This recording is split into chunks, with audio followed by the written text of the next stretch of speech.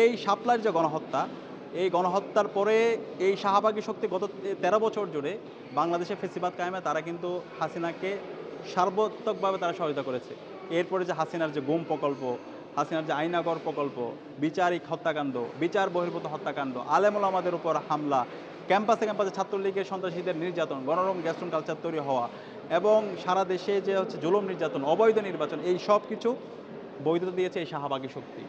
তো আজকে এই জুলাই বিপ্লবের মাধ্যমে আজকে আমরা আজাদী পেয়েছি। এখন আমাদের প্রধান দায়িত্ব হওয়া দরকার এই শাহবাগী শক্তির বিচার এই স্বাধীন বাংলাদেশে করা, এবং যারা শাপলায় গণহত্যা করেছে, এই গণহত্যার সাথে যারা জড়িত আছে, যারা মিডিয়ার মাধ্যমে এটাকে বৈধতা তৈরি করেছে, তাদের বিচার এই স্বাধীন বাংলাদেশে করা।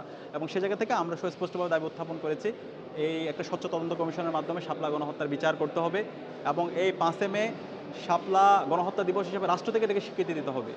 এবং একই সাথে যে সমস্ত শহীদ পরিবার আছে তাদেরকে রাষ্ট্র থেকে স্বীকৃতি দিয়ে তাদের দায়িত্ব নিতে হবে, আহত যারা আছে তাদেরকে ট্রিটমেন্ট এবং দায়িত্ব নেওয়া।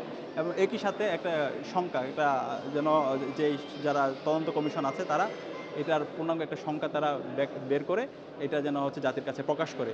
এবং এই শাপলা নিয়ে আমাদের আলোচনা শুধু ৫ মে করলে হবে না, সারা বছরব্যাপী আমাদের এটা নিয়ে আলোচনা করতে হবে, এটা নিয়ে লেখালেখি হইতে হবে, প্রবন্ধ হইতে হবে, উপন্যাস হইতে হবে এবং বিশ্ববাসীকে জানাতে হবে হাসিনা কত বড় ফেসিস্ট ছিল, কীভাবে সে এই জাতির উপরে, আলেম ওলামাদের উপর, নিরীহ মানুষের উপর গণহত্যা চালিয়েছে। এবং সেই গণহত্যা আর ভবিষ্যতে যেন কেউ কখনো এই ধরনের রাষ্ট্রীয় যন্ত্র ব্যবহার করে আর কখনো নাগরিকদের উপর এই ধরনের গণহত্যা যেন আর কেউ চালাতে না পারে, সেটার জন্য আমাদের একটা দৃষ্টান্তমূলক বিচারের আওতায় নিয়ে আসতে হবে।